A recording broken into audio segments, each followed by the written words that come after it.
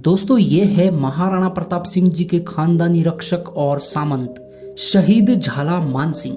हल्दी घाटी के युद्ध में इन्होंने ऐसा बलिदान दिया जिसके कारण इतिहास में इनका नाम हमेशा के लिए अमर हो गया।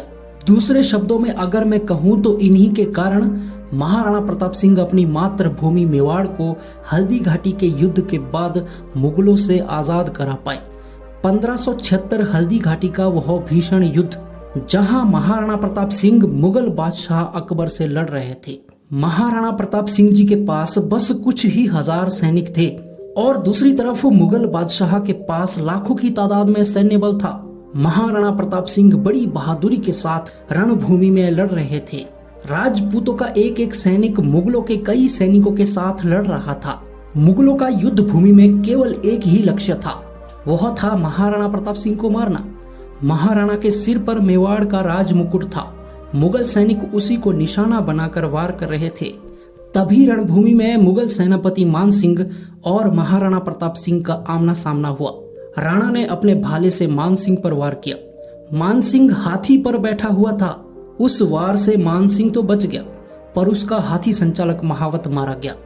यही देखकर ज्यादा से ज्यादा मुगल सैनिक महाराणा प्रताप सिंह की तरफ आगे बढ़े और महाराणा के चारों तरफ घेरा डाल दिया। चेतक भी मानसिंह के साथ युद्ध करते समय पहले से ही घायल होकर लड़ रहा था। हाथी की सूंड में लगी तलवार से उसका पैर कट गया था।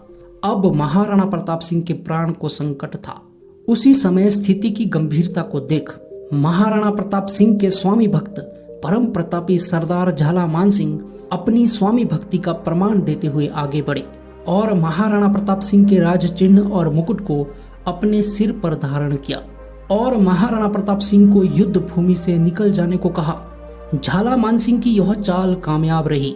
मुगल सैनिकों ने झाला मानसिंह को ही महाराणा प्रताप सिंह समझकर आक्रमण किया।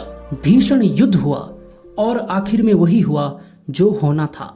झाला मानसिंह वीरगति को प्राप्त हुए, परंतु उससे पहले झाला मानसिंह मुगल सैनिकों को पूर्व की ओर पीछे धकेल चुके थे। उनके इसी बलिदान के कारण महाराणा प्रताप सिंह फिर से मेवाड़ को मुगलों से मुक्त करा पाए। अपने स्वामी का सिर बचाने के लिए अपना सिर कटा दिया। उनके इसी बलिदान की गाथा सदियों तक दोहराई जाएंगी।